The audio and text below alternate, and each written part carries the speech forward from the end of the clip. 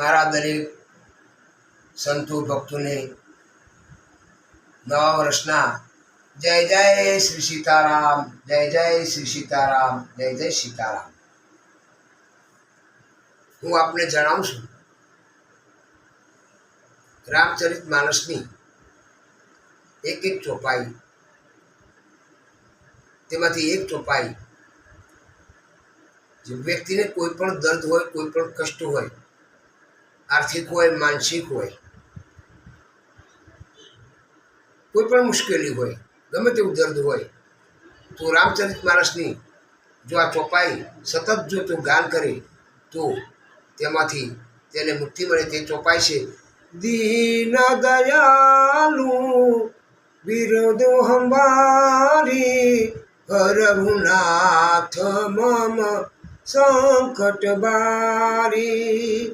દીન દયાલુ વિરોધ હંબારી, હરહુનાથ મમ સંકટ ભારી. અને બીજું કે જે કોઈ પણ વ્યક્તિ લક્ષ્મીથી પીડાતો હોય, અતિશય તેના માથે દેવું કર્જ થઈ ગયેલું હોય, અને જો કોઈ પણ વ્યક્તિ રામચરિત માનસની તુલસી ટાંકેલી આ ચોપાઈ, જે ચોપાઈ તે અતિથિ પૂજ્ય પ્રિયતમ પુરારી કે, કામદ ધનદારી દદવારી કે.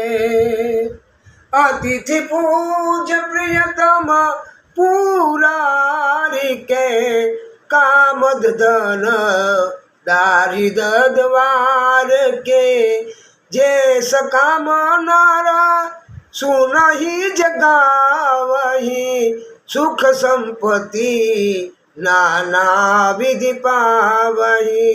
જે સકામ નર સુનહી જગાવહી, સુખ સંપત્તિ નાના વિધિ પાવહી.